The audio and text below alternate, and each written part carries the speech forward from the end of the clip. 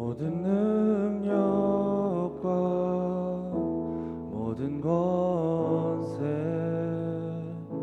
모든 것 위에 뛰어나신 주님, 세상이 측량할 수 없는 지혜로 모든 만물 창조하셨네. 모든 나라와 모든 보좌 이 세상 모든 경이로움보다 이 세상 모든 값진 보물보다 더욱 귀하신 나의 주님,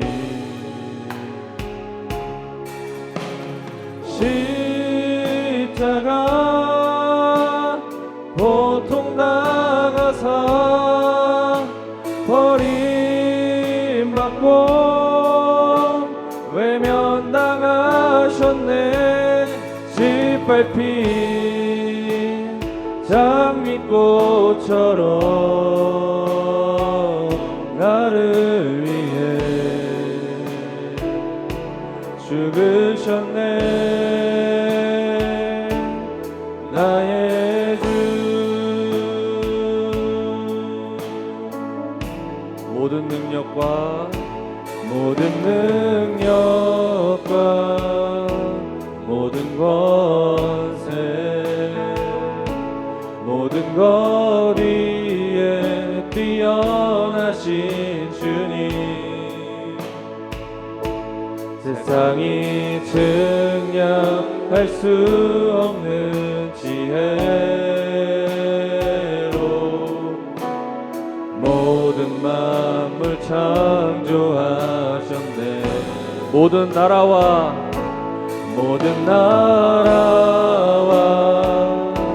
모든 보좌 이 세상 모든 경이로움보다 이 세상 모든 값진 보물보다 더욱 귀하신 나의 주님,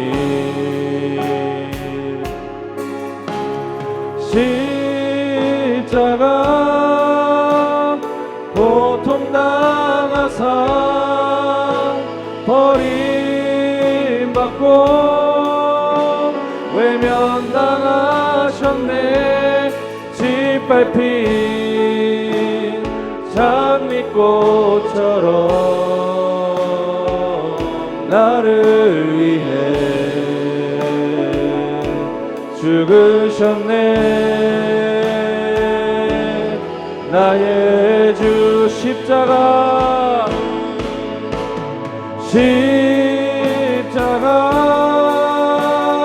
고통당하사 버림받고 외면당하셨네. 짓밟힌 장미꽃처럼 나를 위해 죽으셨네. 나의 주,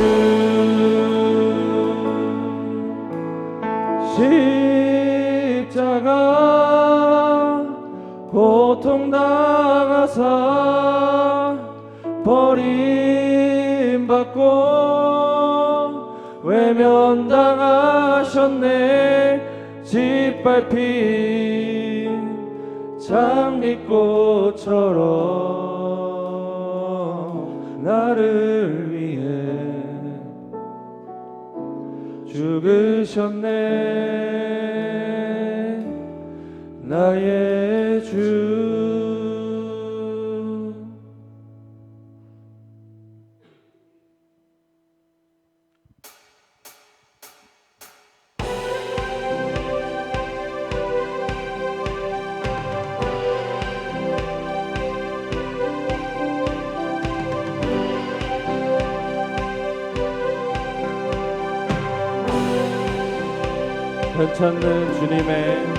편찮는 주님의 사랑과 거룩한 보혈의 공로를 우리 다 찬양을 합시다. 주님을 만나볼 때까지 우리를 깨끗게 함기는 무궁한 생명의 물일새 생명을 구원한 친구들 하나님 찬양을 합시다. 예수는 우리를 깨끗게 하시는 주시니 그의 피 우리를 눈보다 더 희게 하셨네.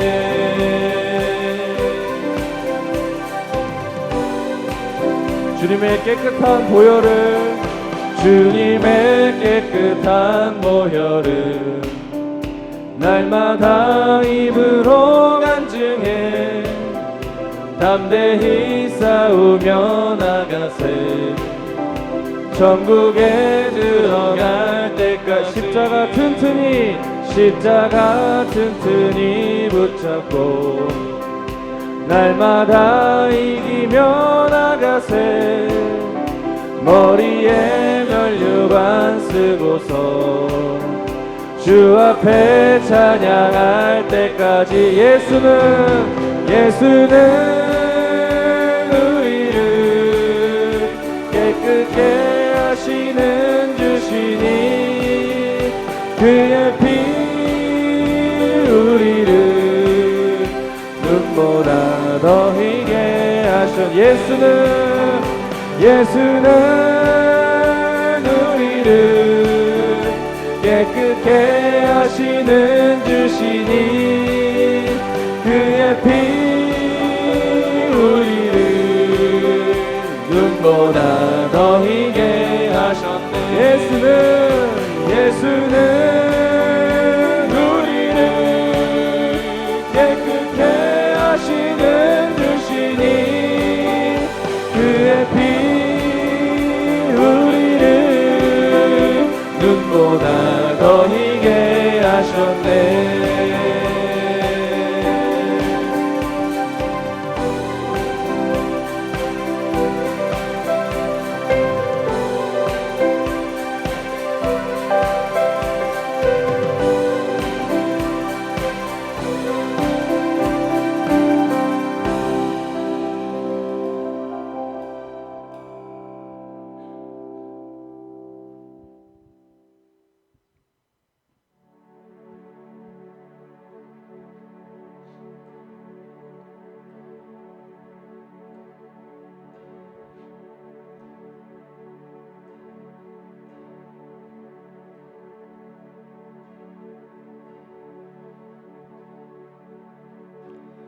예수 하나님의 공의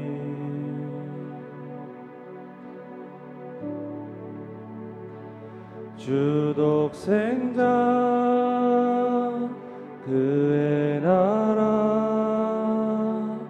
임하시네.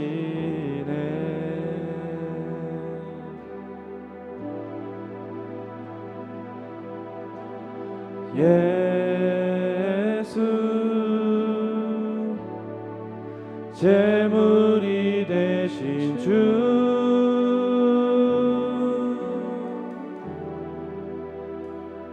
영광 중에 그의 나라 임하시네.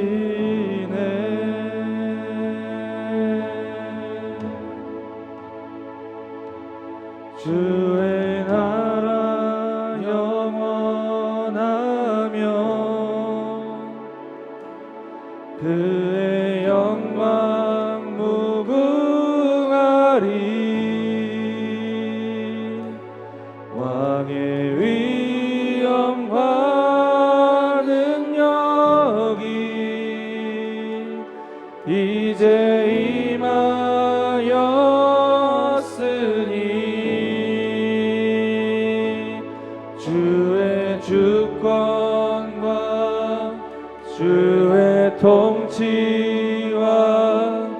주의 나라 힘과 권세 임하네. 예수 하나님의 공의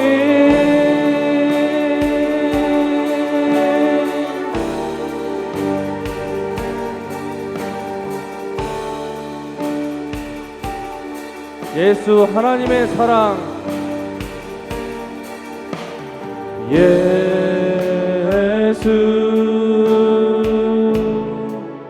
하나님의 사랑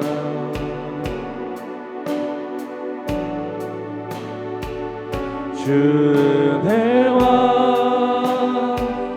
말씀으로 나타났네.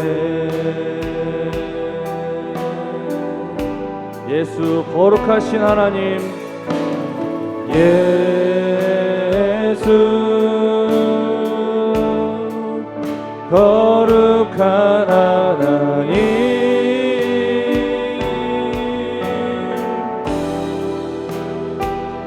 영광 중에 그의 나라 임하시네.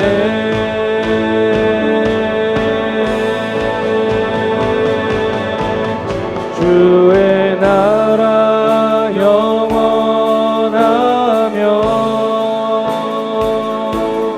그의 영광 무궁하리. 왕의 위엄과 능력이 이제 임하였으니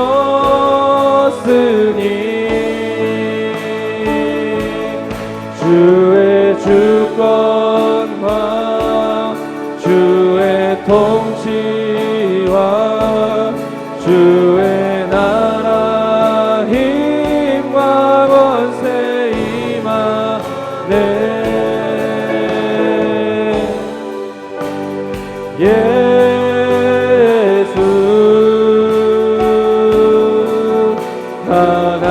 하나님의 공의 주의 나라 영원하며 주의 나라 영원하며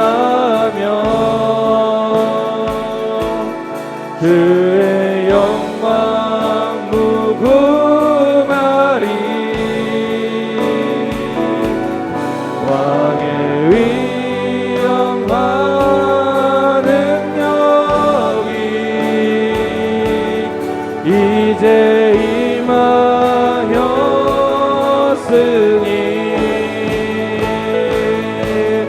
주의 주권과 주의 통치와 주의 나라 힘과 권세 임하네. 예수 하나님의 마지막으로 고백하겠습니다. 주의 나라 주의 나라 영원하며 그의 영광 무궁하리.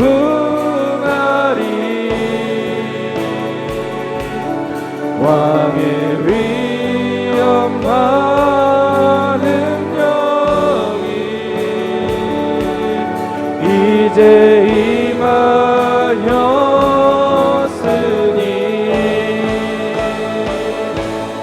주의 주권과 주의 통치와 주의 나라 힘과 권세 임하네.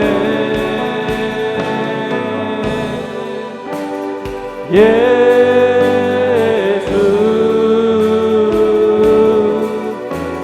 하나님의 복이 이 시간 예배를 위해 함께 기도드리시며 나아가시겠습니다.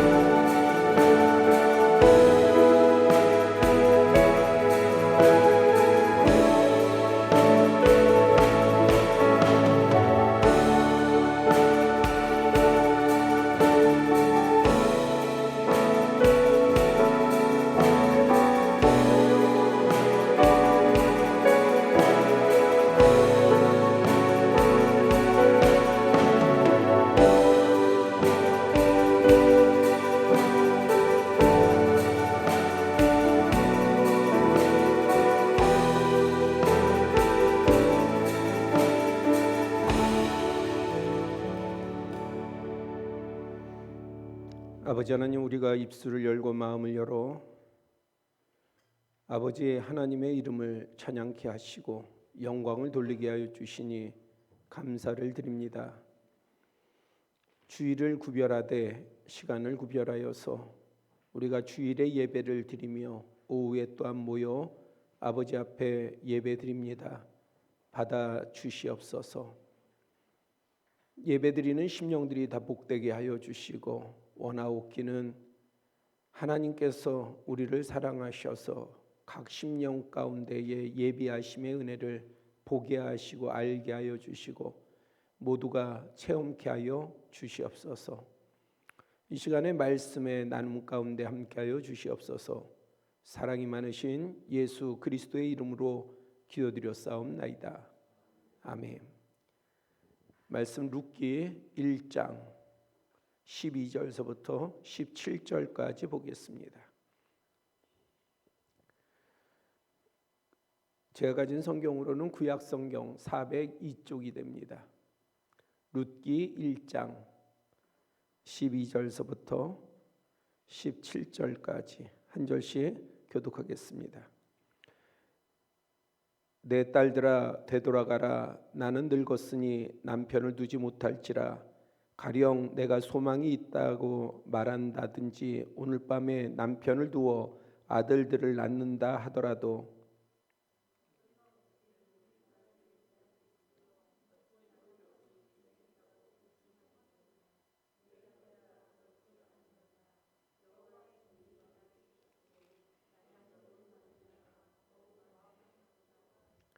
그들이 소리를 높여 다시 울더니 오르바는 그의 시어머니에게 입맞추되 룻은 그를 붙쫓았더라.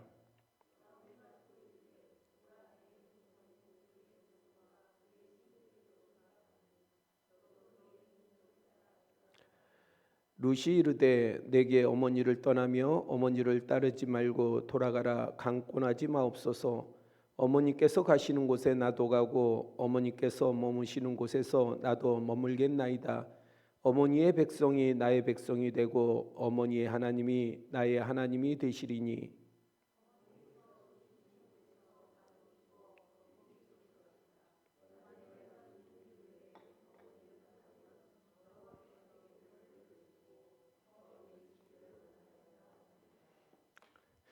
아멘. 자, 우리가 과단성 또 결정, 선택에 관해서 계속 말씀을 나누려고 합니다. 성경에서 어떠한 부분들을 얘기할 때에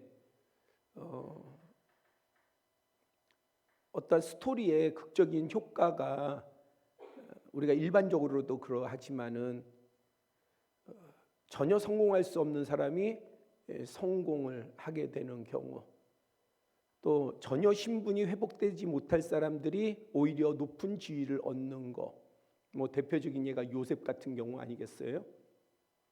그러한 스토리는 성경 안에서의 내용을 떠나서 우리가 이 세상 가운데서도 뭔가 가슴을 뛰게 하지 않습니까? 그런데 성경에 많은 부분은 아니지만은 여인이 그 스토리의 주인공일 때가 있어요. 그것은 뭘 얘기하냐면은 성경의 구약 시대든 신약 성경의 시대이든 여인들은 그 신분이 그렇게 높지 않았어요.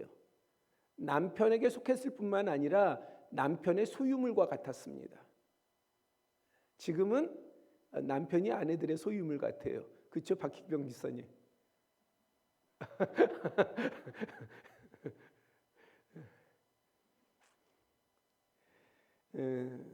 지금은 바뀌었지만 우리나라 뭐 조선 시대만 하더라도 여인들에 대한 어떠한 그러한 신분이 대단히 낮았지 않습니까? 그런데 이 여인들이 그냥 당시의 시대적인 상황 가운데서의 여인들로 멈추지 아니하고 오히려 하나님께서 그러한 여인들을 들어서 놀랍게 사용하시는 것을 성경에 기록하고 있습니다. 그것은 뭘 보여주냐면은 두 가지를 보여줘요. 하나님께서는 하나님의 시각에서는 남자나 여자, 여자나 남자나 똑같이 구원의 대상으로 보신다는 거예요. 사람들의 사회라고 하는 것은 그 전개에 따라서, 환경에 따라서, 시대에 따라서 달라지겠지만은 하나님께서 영혼을 보시는 것은 똑같다는 거예요. 그러니까 우리가 성경을 좀 잘 이해할 필요가 있어요. 때로는 논쟁 가운데서 성경이 노예제도를 인정한다라고 하는 부분들을 가지고 논쟁들을 하거든요.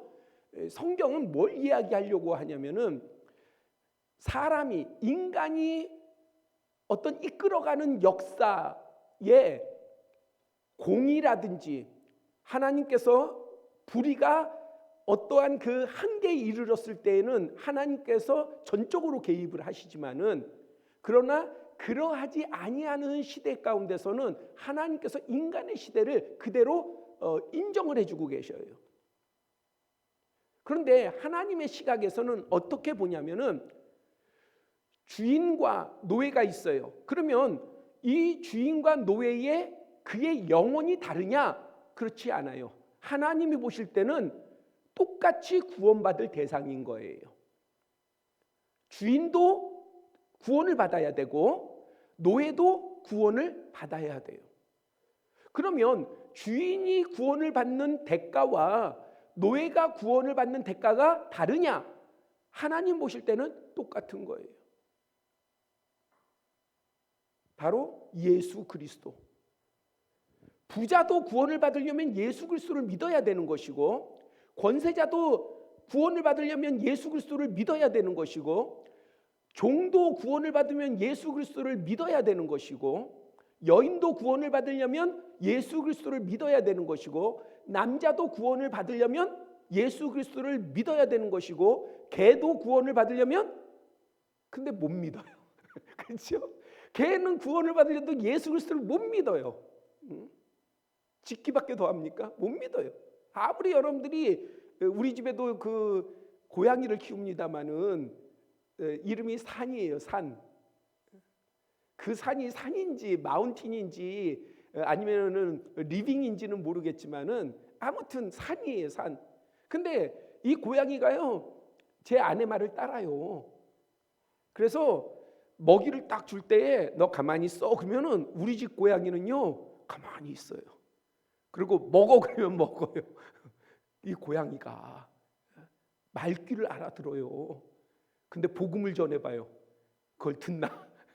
아무리 뭐 몇 날 며칠 몇 년을 고양이한테 복음을 전해도요 고양이는 못 믿어요. 그죠? 기도도 못해요. 아무리 강조를 해도. 사람, 하나님 보실 때에 사람은요 특별한 존재예요. 고양이가 사람 아니 원숭이가 사람이 된 것이 아니에요. 하나님이 하나님의 형상대로 존귀한 존재로 영의 존재로. 그래서 하나님께서 사람을 만드셨을 때에 그 코에 생기를 불어넣었지 않았습니까? 생기를. 이것은 물론 퓨뉴마 영으로 보통들은 이해를 하지만은 그러나 그건 정확지가 않아요. 그게 퓨뉴마인지 뭔지는 몰라요. 근데 분명한 것은 하나 있어요. 하나님의 것이 옮겨졌다는 거예요. 그 말의 의미가 하나님의 것이 무엇인지는 우리가 정확하게 그냥 우리가 아는 바로는 퓨뉴마라고 하고 이해를 하지만은 분명히 무언가 하나님으로부터 있는 것이 옮겨졌는데 그것은 사람에게만 해당이 되는 거예요. 그래서 우리는 영적인 사람인 거예요. 영적이다라고 하는 것은 하나님과 소통한다는 거죠. 그래서 모든 인간이 어느 지역에 있던 간에 뭘 찾습니까? 신을 찾는 거예요. 어떠한 피조물과 다르게 인간만이 신을 찾아요. 근데 뭐 진화론자들도 여러 가지 주장을 하는데 어떻습니까? 모든 지역에서 다 신을 찾았어요. 그러니까 하나님께서는 인간을 되게 특별하게 구별되게 성경은 분명하게 밝히고 있어요. 내 형상대로 만들었다는 거죠. 그리고 나와 교통하도록 소통하도록 만드셨다는 거죠.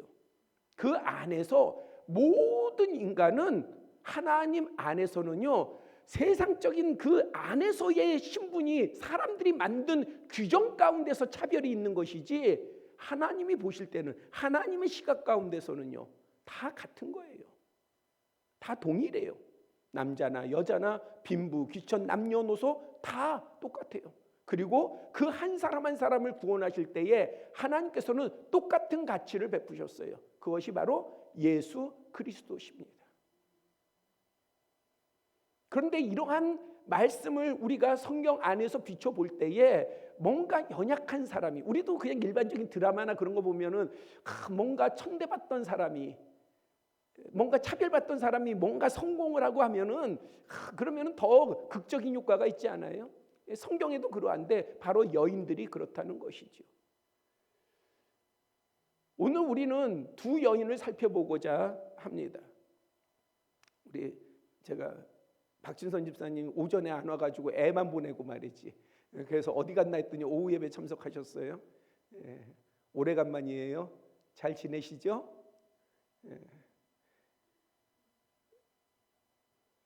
제가 있는 곳을 깜빡했어요. 어디죠? 그곳은 잘 있죠? 그래요. 멀리 이사 가가지고. 그런데 오늘 먼저 우리가 볼 사람은 바로 룻기. 우리가 너무 잘 아는 내용이죠. 룻이 왜 하나님으로부터 선택을 받았을까? 그것을 살피면요, 그 안에 뭐가 있냐면은 룻의 선택이에요. 룻의 결정이에요. 누군가가 그를 잡아서 끌어준 게 아니라 뭔가 시대의 흐름 가운데에 룻은 자기 결정이 있었어요. 뭐에 대한? 믿음에 대한이요. 그러니까 우리가 신앙생활을 하면서 또 예수 그리스도를 영접하는 것도 그렇고 믿는 것도 그렇고 그 안에서의 우리의 신앙생활을 해나가는 것도 그렇고 자기 결정이 대단히 중요해요. 믿음을 가지고요. 자, 배경은 여러분들이 잘 아는 내용입니다. 나오미가 이제 엘리멜렉 자기 남편과 함께 유대 땅 베들레헴에 기근이 심하니까 자기의 재산들을 계속해서 허비할 것 같아요. 그런데 보니까 모압에는 기근이 없다라고 소문이 들려와요. 우리가 모압으로 이주를 하면 재산을 지키겠는 거예요. 이 기근이, 이 흉년이 자연재해로부터 온 것인지 아니면은 미디안이라든지 그러한 이방 족속들이 추수 때마다 침략해 와가지고 곡식을 뺏어 가니까 흉년인지 이거는 정확치가 않아요. 학자들마다 의견이 분분해요. 왜냐하면은 성경에서는 이 흉년이라고 하는 것이 자연재해로 인한 기근으로의 흉년도 이야기를 하지만은 또 그런 표현 가운데서는 재물을 빼앗기어서의 어떤 흉년도 이야기를 하거든요. 여하튼 이 재물을 지키기 위해서 남편과 함께 모압으로 이주를 했습니다. 그런데 이주하면 성공을 해야죠. 왜? 좋으려고 갔으니까. 그런데 뜻대로 안 되는 거예요. 가자마자 엘리멜렉이 얼마 안 돼서 죽어요. 그리고 그들에게 아들 2명이 있어요. 말론과 기럐 2 아들이 있었습니다. 근데 이 말론과 기럐도 결혼을 하고 모압 여인들과 결혼을 하고 그 다음에 거주한 지, 그러니까 이주한 지 10년 채 될 때에 다 죽어버려요. 그러니까 이제 그 가정에 뭐만 남았습니까? 누구만 남았어요? 나오미와 그 다음에 말론과 기럐의 아내들 오르바와 룻 3명의 여인만 남은 거예요. 그러니까는 과부들만 남은 거예요. 그런데 과부는요, 오늘날 어떤 싱글맘, 뭐 돌싱 이런 표현을 쓰잖아요. 달라요. 우리나라 조선시대 때도 자식이 없는 여인들은 대단히 그 앞날이 보장이 안 되어 있지 않습니까? 이때도 마찬가지예요. 여인들은요, 전혀 보장이 안 되어 있어요. 그러니까 살 길이 없는 거예요. 살아갈 수 없는 거예요. 살아가려면 남들이 불쌍히 여겨가지고 도와줘야 살아갈 수 있어요. 그러니까 미래에 대한 소망도 흐릴 뿐만 아니라 장담을 못하는 거예요. 삶에 대한 장담을 못하는 거예요. 그러다 보니까 나오미가 내가 이방 땅에서 이렇게 살 바에는 내가 고향 땅으로 돌아가야 되겠다. 내가 좀 멸시를 당하고 가면 창피를 당할 거 아니겠습니까? 야, 자기 재산 지키고 좀 성공하려고 모압으로 갔는데 아주 거지가 돼가지고 돌아왔네. 사람들이 조롱할 거 뻔하잖아요. 그럼에도 이방 땅에서 살기엔 너무 힘든 거예요. 그러니까 내가 고향 땅에 가면 그래도 내가 의탁할 수 있는 방법이 있지 않을까 해가지고 베들레헴으로 돌아가고자 했습니다. 근데 뭐가 걸려요? 2명의 며느리가 걸리는 거예요. 왜? 그 며느리들은 모압 여인이거든요. 그러니까 이야기합니다. 야, 너희들은 젊지 않았냐? 그러니까는 너희 족속으로 돌아가라. 너희 집으로 돌아가라. 나는 늙어서 소망이 없다. 그랬더니 오르바와 룻이 이걸 모르겠어요? 지금 상황을 모르겠어요? 그러니까는 울고 불고 하고 오르바는 자기의 족속으로 돌아갔어요. 근데 룻은 그 선택 가운데에서 돌아가지 아니하고 시어머니와 함께 가겠다. 시어머니가 강권해서 너 돌아가라 하는데도 그는 거절하고 끝까지 쫓아간 것이지요. 선택이에요. 누가 더 좋은 선택을 한 것이겠습니까? 오르바겠습니까? 룻이겠습니까? 오르바가 훨씬 세상적으로는 현명한 선택을 한 거죠. 왜? 살 길을 찾은 거니까. 그러면 룻의 선택은 왜 잘못된 거냐? 한번 보세요. 나오미 입장에서는 어떨까? 나오미가 룻을 데리고 베들레헴에 가면 어떨까요? 아, 그래도 내가 위로하고 함께 살 사람, 그래도 며느리가 함께 있으니 내가 그래도 좀 낫다 이렇게 생각할까요? 아니에요. 나오미에게요, 룻은 혹덩이에요. 왜냐하면 유대인들은 대단히 배타적인데, 그리고 성경에 보면 모압 여인 이렇게 나오잖아요. 그 이유는 바로 모압 족속이 어떻게 만들어졌어요? 롯이 소돔성 롯 알지 않습니까? 아브라함의 조카 롯이 자기의 딸과 관계를 해서 낳은 족속이에요. 탄생한 족속이에요. 그러니까 모압 족속 한 것은 그런 족속이라는 거예요. 그러니 멸시하고 조롱하고 이러한 부분들이 배어 있는 거죠. 그런 며느리를 데리고 가면요, 그 베들레헴 사람들이 환영합니까? 환영 안 해요. 야, 저가 망하고 돌아왔는데 거기다가 모압, 더군다나 남편도 잃은 또 과부, 그것도 모압 여인 며느리를 데리고 왔어. 말뿐이 안 되는 거예요. 그리고 이 모압 여인 룻이 할 수 있는 일이 없어요. 할 수 있는 일이라는 게 뭐냐?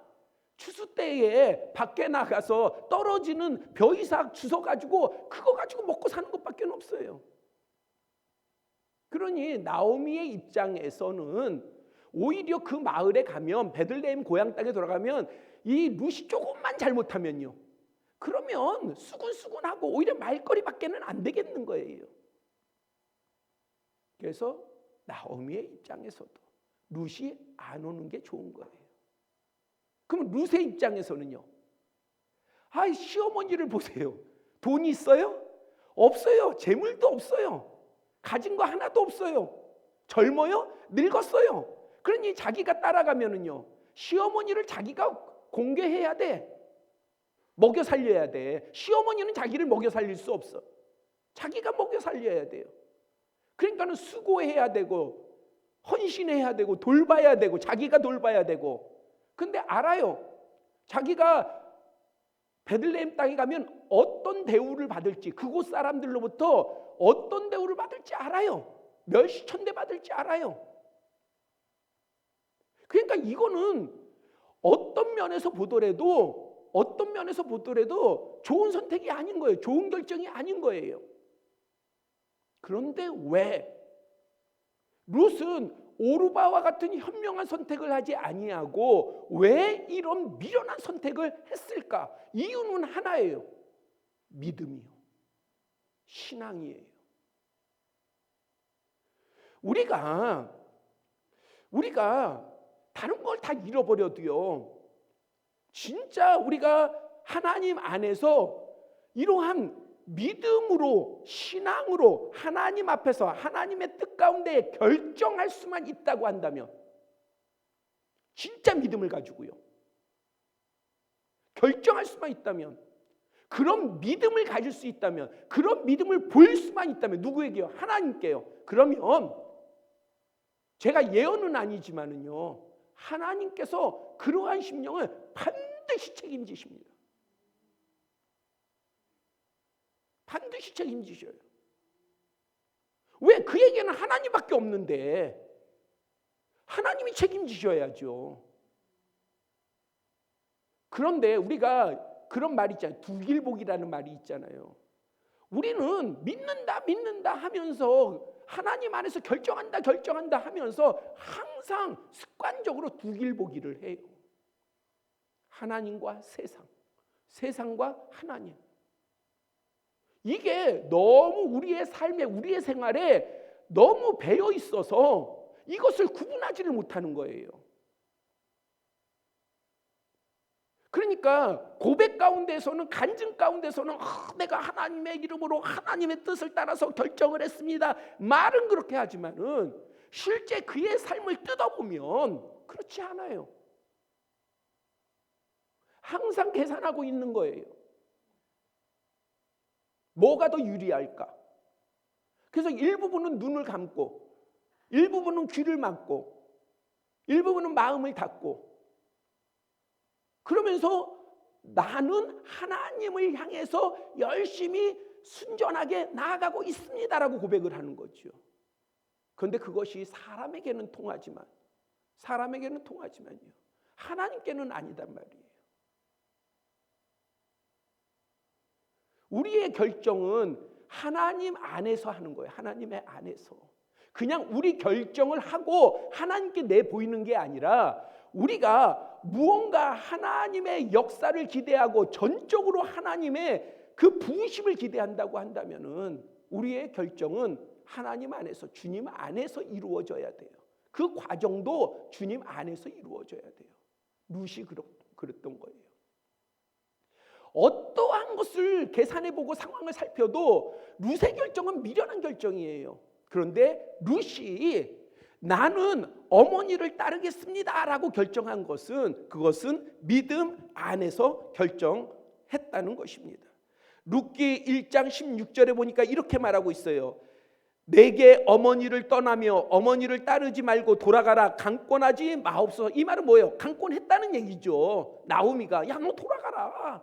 너 모압으로 돌아가라. 네 족속으로 돌아가라. 너 어머니 집으로 돌아가라. 강권했다는 얘기죠. 근데 강권하지 마옵소서.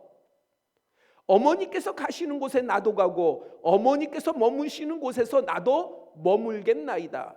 어머니의 백성이 나의 백성이 되고 그 백성이 나를 인정하냐 안 인정하냐 그거와 상관없는 거예요. 룻의 관점에서는 그것과 그 사람이 나를, 그 백성이 나를 인정해야 나도 인정하고, 이게 아니라 그냥 혼자 선포하는 거예요. 어머니의 백성은요, 하나님의 백성 아니겠습니까? 하나님의 백성이 나의 백성이 될 겁니다.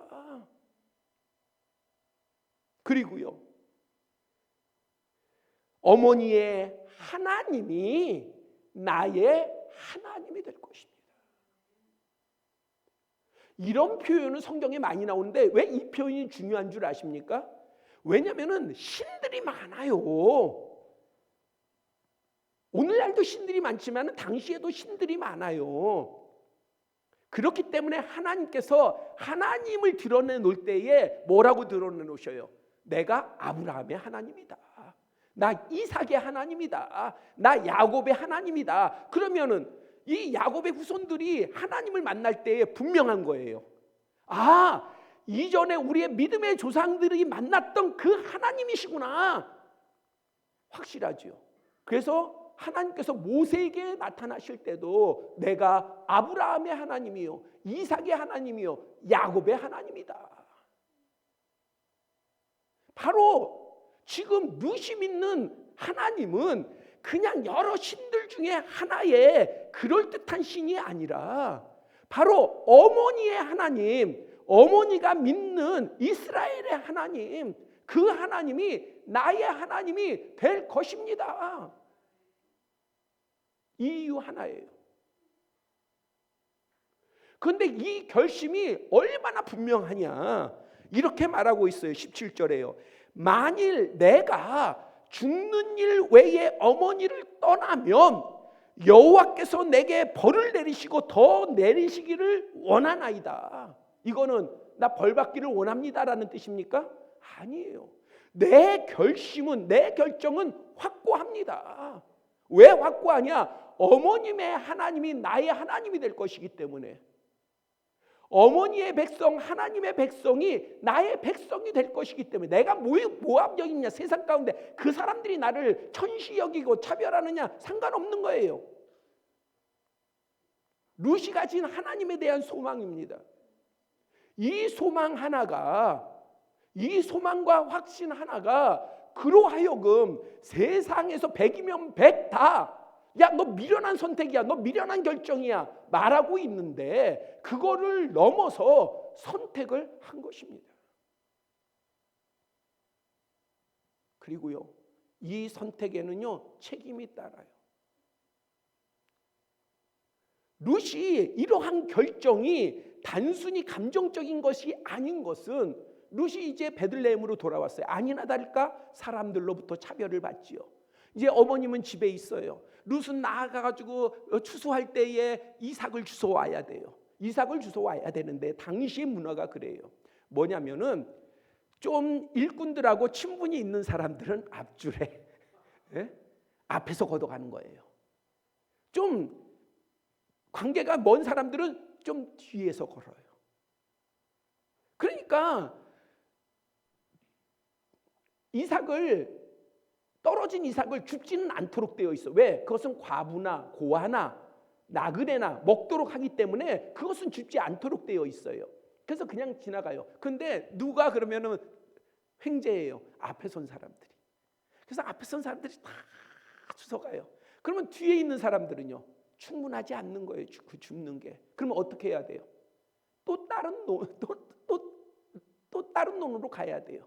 그래서 룻기를 읽어보세요. 지금 우리가 시간 관계에서 다 안 보지만 룻이요 한 놈만 있었던 게 아니에요. 룻이 그냥 인도하심을 따라, 왜 누가 안내해 주는 사람도 없어요. 다른 사람들은 정보를 교환하고 서로 몰려다니는데 룻은 혼자예요. 여러분 한번 그려보세요. 그냥 우리가 성경에서 글자로 봐서 그렇지 룻의 삶이 어떨지, 그 상황이 어떨지 한번 보세요. 룻은요 누가 챙겨주지도 않아요. 그러다 보니까 룻 혼자서 점심 때 잠깐 집에 들어갔던 것 외에는 하루 종일 이논 저논을 갖다가 떠돌아다녀야 되는 거예요. 그냥 그래야 좀 더 주실 수 있으니까. 그런데 방법이 하나 있어요. 그것은 뭐냐면은 일하는 일꾼들이 유혹을 해요. 야, 너 나랑 관계하면 내가 너 좋은 자리 주고 내가 책임져 줄게. 그러면 룻도 젊었잖아요. 과부잖아요. 얼마든지 미혹을 받죠.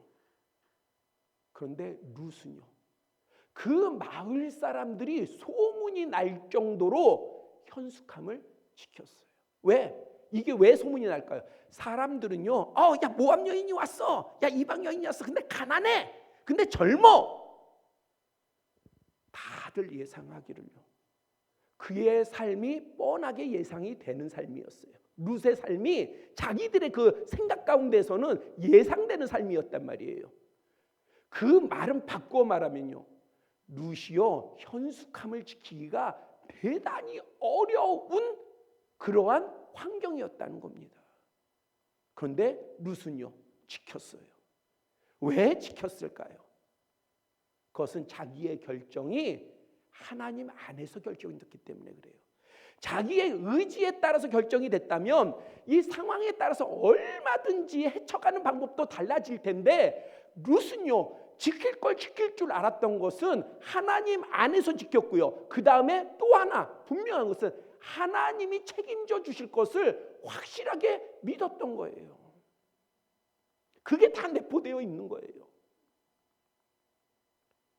그래서 후에 베들레헴의 유력자 보아스를 만나지 않습니까? 성경에는 그 표현은 안 나와 있어요. 근데 한번 여러분들 생각해 봐요. 룻이요 이논 저논 뭐 이렇게 떠돌다가 어디로 이끌림을 받습니까? 보아스의 논으로. 그럼 누가 인도하신 거예요? 성경에는 하나님이 인도하셨다라는 얘기 안 나와도 뻔한 거예요. 하나님께서 보아스의 논에 이르도록 인도해 주신 거예요. 하나님이 짠하고 나타나셔가지고, 야 내가 너한테 금덩어리 줄게. 그러면 하나님한테 내가 금덩어리 받았다. 하나님께서 야 내가 너 길을 열어줄게 하셔가지고 짠하고 나타나셔서 길을 열어주면, 야 하나님이 길 열어주셨다 이럽니까? 제 인생에도요 하나님께서 끊임없이 터치하셨지만은 그렇게 하나님께서 구름 가운데에 뭐 성처럼 하시면서 나타나신 적은 없어요. 그런데 알아요, 하나님의 인도하심이 끊임없이 이어지는 것을 알아요. 왜냐하면 하나님께서는 우리에게 그 열림의 눈을 허락해 주셔요. 그러니까 은혜를 볼 수 있는 사람이 있어요. 하나님의 은혜를 볼 수 있는 사람이 있어요. 하나님의 사랑을 볼 수 있는 사람이 있어요. 하나님의 섭리를 볼 수 있는 사람이 있어요. 아브라함이 그렇지 않았습니까? 룻도 그런 거예요. 왜 그 열림이 있었을까요? 그것은 룻이 하나님만을 바라봤기 때문에 그래요. 그래서 보아스가 나중에 룻기 3장 10절 11절에 보면은 이 룻에 대해서 증거를 해줘요. 뭐라고 증거를 해주냐면은 여호와께서 네게 복 주시기를 원한다. 보아스가 지금 룻을 향해서 하는 얘기예요. 그러면서 네가 가난하건 부하건 젊은 자를 따르지 아니하였으니 네가 베푼 인애가 처음보다 나중이 더하더라. 두려워하지 말라. 내가 네 말대로 네게 다 행하리라. 네가 현숙한 여인인 줄을 나의 성읍 백성이 다 아느니라. 이 말 안에는, 이 보증 안에는요 얼마나 룻이 처절하게 살았는지가 나와 있는 거예요. 대충 산 게 아니에요. 그냥 현실에 맞춰서 산 게 아니에요. 끊임없이 싸운 거예요. 룻은 뭘 지키려고? 뭘 지키려고요? 자기의 의요? 아니에요. 하나님으로부터 은혜를 받고 하나님 안에서 선택한 결정한 사람다운 그 하나님의 사람다움을 지키려고. 왜? 그것을 지켜야 하나님이 책임져 주시니까. 그래야 하나님께서 자기에게 뭔가 분명하지 않지만은 하나님께서 자기에게 그 주시고자 하는 복, 그것을 자기가 받을 수 있다라고 하는 확신이 있기 때문에 그는 그것을 붙잡고 그는 기다리면서 인내하면서 헌신하면서 처절하게 싸운 겁니다. 룻이 대충 해가지고 보아스의 아내가 된 게 아니에요. 만약에 지키지 않았다면 보아스의 아내가 될 수 있었겠습니까? 아니에요. 안 됐어요. 그래서 보아스가 자기 발치에 들어온 나오미의 말을 따라 보아스가 우리의 기업을 물을 자다 해가지고 그 발 아래 들어가라 그랬잖아요. 이거 목숨 내놓고 하는 거예요. 만약에 보아스가 거절하면은요, 거절하고 그걸 문제로 일으키면요, 그러면 룻은요 음탕한 여인으로 낙인이 찍혀요. 목숨을 내놓은 거예요, 룻 입장에는. 그러나 그가 발 밑에 들어갈 수 있었던 것은요, 뭘 알았기 때문에? 하나님의 섭리를 알았던 거예요. 하나님의 준비하심을 알았던 거예요. 그래서 목숨을 내놓고 결정을 할 수 있었던 거죠.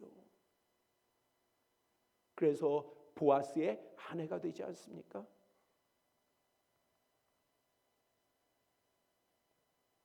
그래서 보아스는 룻에게서 누구를 낳아요? 오벳을 낳아요. 이 오벳이 누굽니까? 다윗의 할아버지예요. 이 줄기에서 바로 다윗이 태어나고요, 이 줄기에서 예수 그리스도가 이 땅에 오십니다. 그리고 마태복음에서는요, 바로 그 거룩한 계보에 누구의 이름을 드러내요? 여인의 이름은 3명밖에 나오지 않아요. 마리아까지 하면 4명이고 우리아의 아내로 하면 5명이 나와요. 그 가운데 1명의 여인으로 보아스는 룻에게서 오벳을 낳고 룻이 등장합니다. 우리가 뭔가 결정을 하고 선택을 하잖아요. 다 결정하고 선택하고 주님께 기도하면 내가 주님 안에서 결정이다라고 얘기를 해요. 아니에요. 기도를 먼저 하세요. 하나님의 뜻을 먼저 물으세요. 그리고 주님을 전적으로 의지하세요. 그러면 우리 또한 룻처럼, 왜? 우리는 더 분명하게 성령께서 우리와 함께 하시는데 우리에게 우리의 눈에 열리는, 그리고 분별하는, 그리고 주님 안에서 결정할 수 있는 지혜와 믿음과 능력을 우리에게 부어주실 줄 믿습니다. 그리고 그러할 때에 틀림없이 하나님께서는 우리를 책임져 주십니다. 우리를 복되게 하십니다. 여호수아서 2장에 보면은 라합이라고 하는 여인이 나와요. 근데 룻이 모압 여인인데 이 라합은 더해요. 라합은 어떤 사람입니까? 기생이에요, 기생. 기생이라고 하는 것은요, 성매매 여성이에요. 뭐 다르게 얘기할 필요 없어요. 원어상에도 성매매 여성으로 나와요. 성매매 여성이었어요. 여리고에 성매매하는 여성이었어요. 그러니 모든 사람이 손가락질할 만한 그러한 여인 아니겠습니까? 그런데 여호수아가 보낸 두 정탐꾼이 이 여리고성에 들어왔는데 이 라합이 그들을 영접을 했어요. 감춰줬어요. 숨겨줬어요. 보호했어요. 이것 또한 목숨을 내놓은 거죠. 라합이 목숨을 내놓은 거죠.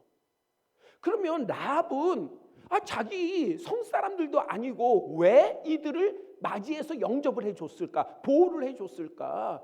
왜 그런 결정을 했을까? 하나예요. 믿음이요. 라합도 그 결정을 한 게 믿음이었어요. 다른 게 아니었어요. 뭔가 대가가 있어서, 뭔가가 대가가 주어져서 돈을 받아서? 아니에요. 아니면 뭔가 친한 사람들이 연결을 시켜줘서? 아니에요. 믿음이에요. 여호수아서 2장에 보면은 이렇게 말하고 있어요. 9절에서부터 11절을 보면 라합이 이렇게 말해요. 여호와께서 이 땅을 너희에게 주신 줄을 내가 안다. 너희가 애굽에서 나올 때 여호와께서 홍해물을 마르게 하신 일과 요단 저쪽에 있는 아모리 사람의 두 왕 시온과 옥 그들을 절명시킨 일들을 들었다. 그러면서 너희의 하나님 여호와는 위로는 하늘에서도 아래에는 땅에서도 하나님이시다. 놀라운 고백을 합니다. 그런데 한번 생각해 보세요. 이 이건 소문이잖아요. 그죠? 직접 라합이 그 현장에 가서 본 게 아니라 들었다 얘기하고 있잖아요. 들었다. 그러면 라합만 들었겠습니까? 라합만 들었겠어요? 아니에요.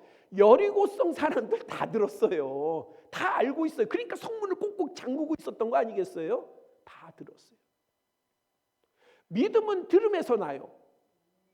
그런데 다 그 믿음을 가질 수 있는 기회를 가졌다는 거예요. 왜? 믿음은 들으면서 나니까 이 소문, 하나님에 대한 소문을 다 들었으니, 하나님의 역사를 다 들었으니 모두 다 똑같이 기회를 얻은 거예요. 뭐요? 믿을 수 있는 기회를 얻은 거예요. 그런데 그 여리고성 안에서 이것을, 이 들은 소문을 믿음으로 승화시킨 사람은 라합 한 사람이에요. 제가 서두에 말씀드렸죠. 하나님의 입장에서는요, 그러면 다 똑같은 거예요. 그 사람이 부자든, 그 사람이 권세자든, 아니면 그 사람이 성매매자다 해가지고 손가락질을 받든, 하나님이 보실 때는요, 똑같은 거예요. 라합은 어떠한 상황 가운데에 그러한 일을 했는지는 모르지만은 그는 소문을 듣고 믿음을 가졌어요. 뭐에 대한 믿음을 가졌냐? 하나님에 대한 믿음을 가진 거예요. 살아계신 하나님에 대한 믿음을 가진 거예요. 자기가 하나님을 믿으면 뭔가 지위가 올라가겠지 이런 게 아니라 그냥 살아계신 하나님을 믿은 거예요. 그래야만이 구원을 얻을 수 있다. 그래야만이 구원을 받을 수 있다. 이 확신이에요. 그래서 결정을 한 겁니다. 그 결정이 정탐꾼을 보호해 준 거예요.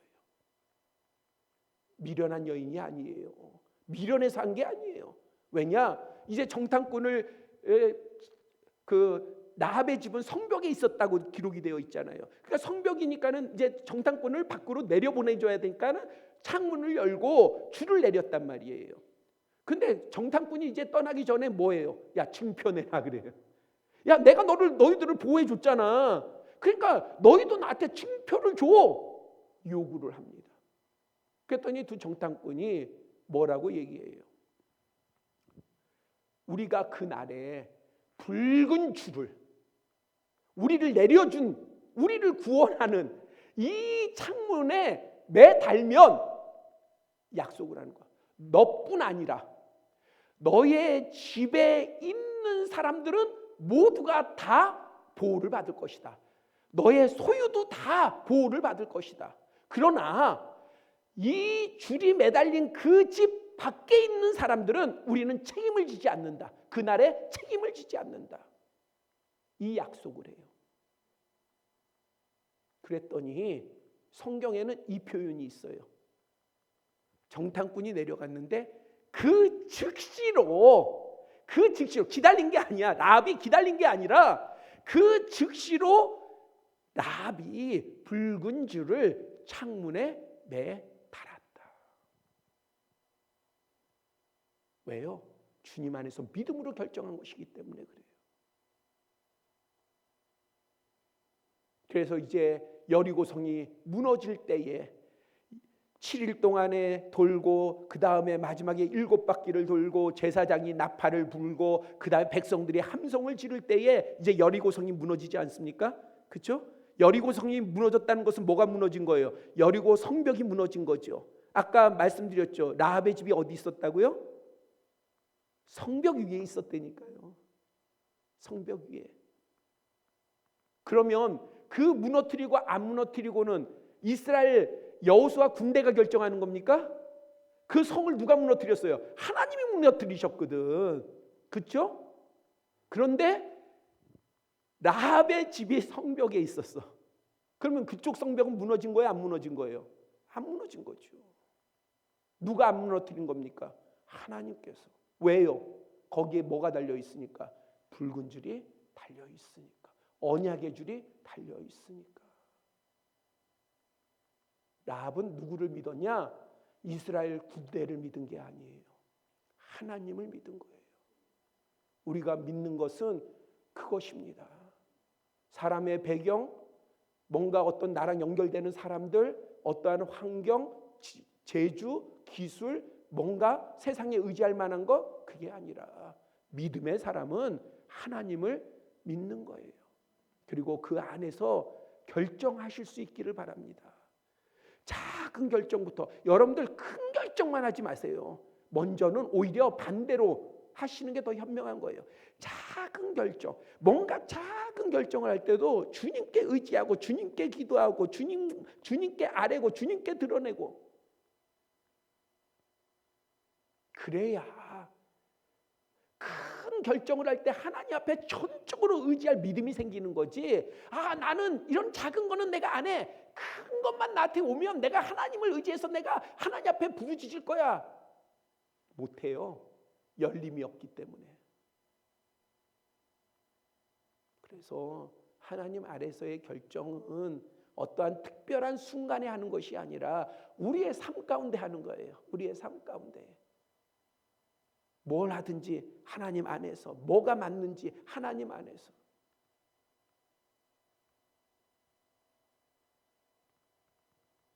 이번에 지방에 우리 장로님들이랑 같이 참석을 했지만 이제 회의를 하게 되면 뭐 의견들이 다 다르니까. 그런데 임원을 세우는 데 있어가지고 좀 문제가 있었어요. 지방에 임원을 세우는 데에. 그러니까 이제 한 그 결정들이 잘 안 나니까 그러면은 증경 지방회장들이 모입시다 이렇게 얘기가 된 거예요. 그래가지고 증경 지방회장들을 한 그 공간으로 모이도록 했어요. 뭐 저도 증경 지방회장이니까. 전 참석하기 싫었는데 뭐 오라고 하니까 제가 갔어요.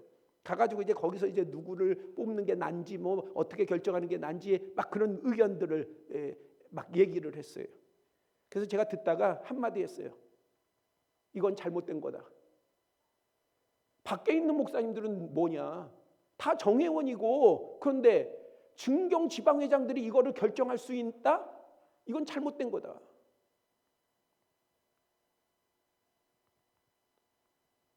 증경회장, 지방회장들이 많은데 근데 증경 지방회장들만의 지방회냐? 아니다. 모두가 다 정회원이면은 다 투표를 해야 되고 다 정해야 되고 다 그들의 의견을 모아서 결정을 해야 되는 건데 이거는 잘못된 거다. 그랬더니 이제 뭐 우리가 정한다는 얘기는 아니고 해가지고 이제 다시 다 나가서 이제 토론이 되어지고 이제 잘 마무리가 되었습니다만 우리가 뭔가를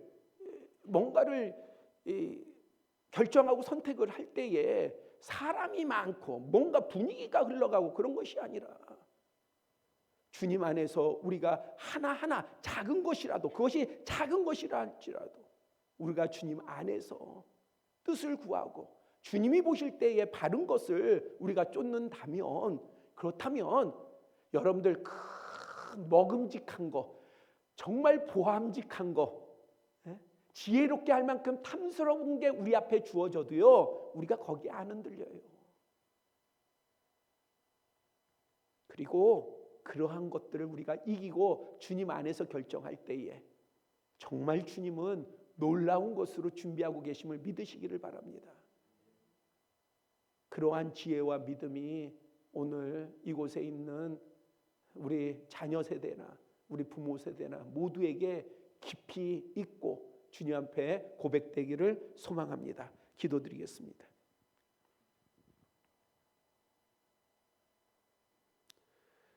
아버지 하나님, 기생 라합이 보아스의 어머니인데 또 보아스의 아내가 루시오인데 당시에 천대받고 차별받을 만한 이 여인들이 오히려 하나님께서는 그들을 높이 세워 어느 누구도 탐할 수 없는 거룩한 계보에 오르게 하셨사온데 이 이유는 온전히 하나님을 의지하는 온전한 믿음이었던 것을 오늘 말씀을 통해서 봤습니다. 아버지 하나님, 우리가 이 믿음을 사모하게 하여 주시옵소서. 우리 자녀들에게 이 믿음을 허락하여 주시옵소서. 부모의 세대에게 이 믿음을 허락하여 주시옵소서. 내가 마지막 때에 믿음을 보겠느냐 하셨사온데 아버지 하나님, 믿음을 보일 수 있는 우리 모두가 되게 하여 주시고 그러한 우리 아름다운 포도원 공동체가 되게 하여 주시옵소서. 그러할 때에 하나님께서 우리의 교회와 우리의 교회에 속한 모든 가정과 모든 심령을 책임져 주시며 그들에게 복의 복을 더하실 줄 믿사오니 아버지 하나님, 그 은혜가 우리에게 내려져 우리에게 큰 간증이 고백이 되게 하여 주시옵소서. 예수 그리스도의 이름으로 기도드렸사옵나이다. 아멘.